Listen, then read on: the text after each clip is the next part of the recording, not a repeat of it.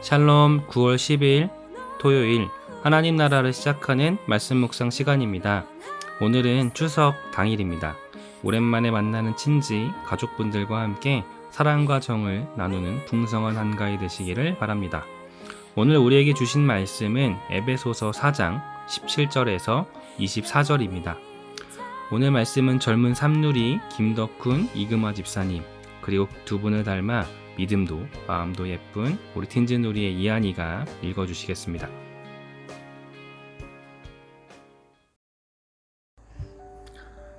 그런즉 거짓을 버리고 각각 그 이웃과 더불어 참된 것을 말하라. 이는 우리가 서로 지체가 됨이라.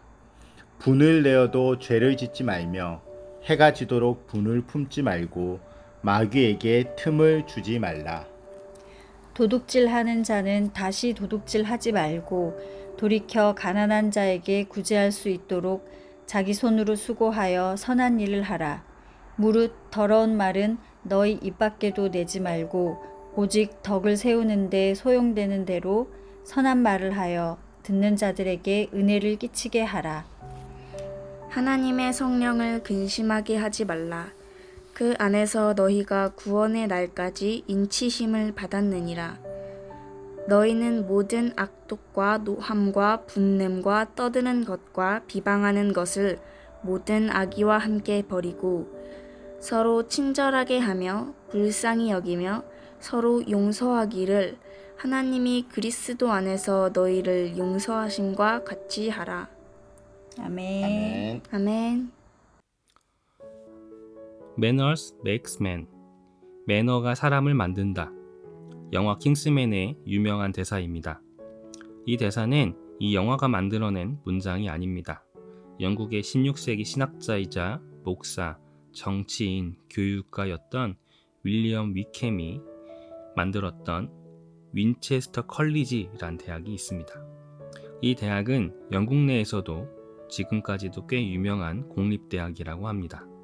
바로 이 대학 로고에 이 문장이 삽입되어 있습니다.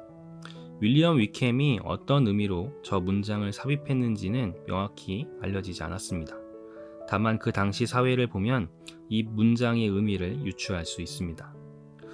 오래전부터 영국에는 신분 제도가 있었습니다. 당시 영국은 왕족, 귀족, 신사, 평민, 상인, 천민으로 나누어져 있었습니다. 그런데 16세기부터 이러한 신분제도의 균열이 생기기 시작합니다. 산업의 발달은 오랫동안 견고했던 사회계층의 균열을 일으켰습니다. 평민이나 상인이지만 산업 발달로 인해 어마어마한 부를 얻게 된 이들도 있었고 반대로 귀족과 신사 계급이지만 변화하는 산업으로 인해 평민보다도 못한 가난을 겪게 된 이들도 생겨나게 됐습니다. 자, 이젠 겉모습으로는 신분을 구분하기가 어려워졌습니다. 돈을 많이 번 평민과 상인층 중에는 귀족들이 입는 비싼 옷과 장신구, 집을 갖고 있는 사람들이 생겨났고 반대로 몰락한 귀족들 중에는 평민과 다를 바 없는 의복과 주거 형태를 띠는 경우가 생겼습니다. 그래서 겉으로 보면 누가 귀족이고 신사인지 누가 평민인지 구분하기가 어려워졌습니다. 그러자 사람들은 더 이상 법률상의 계급이나 그들이 입고 있는 옷, 사는 집으로 사람을 판단하는 게 아니라 그 사람이 쓰는 말투, 제스처, 교양과 교육 수준 등으로 그 사람이 신사인지 아닌지를 판단하게 됐습니다. 아무리 비싸고 좋은 옷과 장신구, 집을 갖고 있어도 그 내면에 흐르는 정신과 교육, 마인드는 꾸밀 수 없기 때문입니다. 그 사람의 태도와 말투, 생각 등은 바로 그 자신을 그대로 드러냅니다. 매너가 사람을 만든다는 말은 이러한 그 당시 문화의 영향으로 추정할 수 있습니다. 매너가 사람을 만든다. 이 격언은 지금 우리에게 유효합니다. 이 말을 신앙이 있는 우리에게 이렇게 적용할 수 있습니다. 매너가 신앙을 만든다. 어제 하나시에서도 말씀을 드린 것처럼 우리가 믿지 않는 사람들에게 어떻게 복음을 전할 수 있을까요? 복음을 단지 외치고 그들에게 들려주는 것만으로는 복음을 전할 수 없습니다. 현 시대에 필요한 것은 복음을 전하는 소리가 아니라 복음을 살아내는 삶입니다. 이미 복음의 메시지는 홍수를 이루고 있습니다. 믿지 않는 분들은 복음의 메시지를 못 들어봤기 때문이 아니라 그 메시지를 살아내는 사람이 부족하기 때문에 받아들이지 않는 것입니다. 우리가 그리스도인인 것을 무엇으로 증명할 수 있을까요? 내가 정말 예수님을 구주로 믿는다는 것을 무엇으로 증명할 수 있을까요? 이력이라는 말은 우리가 흔히 쓰는 단어입니다. 취업이나 입시에서 자주 작성하는 이력서 때문입니다. 그 이력서에 우린 어디서 태어났는지, 어느 학교를 나왔고, 어느 전공을 공부했는지를 기록합니다. 그 발자취를 통해 그 사람이 어떤 사람인지, 우리 회사에 적합한 사람인지를 1차적으로 판단합니다. 그렇다면 신앙의 이력서에는 무엇을 기록할까요? 어떤 직분을 받았는지, 어떤 사역을 했는지, 이런 것들을 기록할까요? 아니, 이런 것들로 우리가 그리스도인인 것을 우리가 증명할 수 있을까요? 내가 정말 예수님을 구주로 믿는다는 그 믿음을 우리가 무엇으로 증명할 수 있을까요? 우리의 삶에서 믿음의 이력은 결국 그 삶의 발자취 가운데 우리의 실제 삶으로 드러내고 보여준 모습과 태도뿐입니다. 오늘 말씀에 보면 그리스도인다움, 그 그리스도인답게 살아가야 하는 중요한 모습으로 친절과 진실됨을 이야기합니다. 우리의 믿음은 누군가에 대한 친절한 태도와 따뜻한 말투, 거짓과 속임이 아닌 진실되게 나를 표현하고 상대방을 대하는 것입니다. 그 매너가 우리를 그리스도인답게 살게 합니다. 하나님을 믿기만 하면 그 믿음대로 주일 예배만 열심히 드리면 그 외의 삶은 아무렇게나 살아도 된다고 말씀하지 않으십니다.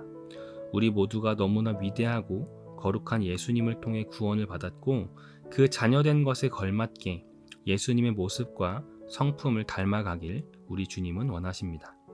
예수님께서 우리를 친절하고 따뜻하게 대하시며 거짓이 아닌 진실로 우리를 대하셨듯 우리도 그렇게 살아가라 말씀하십니다. 25절은 우리가 친절을 베풀어야 할 대상을 제시합니다. 그 대상은 하나의 몸된 지체들입니다. 그러나 이 익숙한 지체에 대해서 에베소서는 다른 개념을 정의합니다. 그동안 우리가 익히 알았던 몸된 교회는 교회를 의미했습니다. 믿는 사람들끼리의 연합과 하나됨을 뜻하는 의미로 몸된 지체란 표현을 사용해 왔습니다. 그러나 25절을 보면 이웃에게 진실함과 친절함으로 대해야 하는 이유를 서로가 지체됨이라고 말씀합니다. 즉 우린 친절과 진실함으로 서로를 대해야 합니다. 그 대상은 교회 안의 성도뿐만 아니라 우리가 일상에서 마주하는 가족, 이웃들입니다. 그들에게 우리와 같은 믿음과 신앙의 고백이 없다 해도 우린 하나님으로부터 지음받고 하나님께서 지으신 세상 안에서 살아가는 하나된 지체입니다. 오늘은 추석입니다. 아마 평소보다 더 많은 가족과 친구, 이웃들을 만나게 되실 것 같습니다. 사랑과 섬김으로 함께하는 가족, 친구, 이웃들에게 그리스도인됨을 증언하며 풍성한 하루를 만들어 가시고 또한 선물하게 되시는 모든 우신 가족 되시기를 바랍니다. 기도하시겠습니다. 거룩하신 하나님, 우리가 구원받은 자녀답게 하나님 백성답게 살길 원합니다. 그에 걸맞게 예수님의 아들, 딸답게 예수님의 성품, 예수님의 친절, 태도, 헌신과 섬김, 이러한 모습들을 닮아가고 세상에서 우리의 이러한 모습들을 통해 예수 그리스도를 증거하며 살아가는 우리 오신 공동체 되기를 원합니다. 예수님의 이름으로 기도드렸습니다. 아멘. 말씀을 마쳤습니다. 주신 말씀 기억하며 이 시간 개인 기도 하시겠습니다.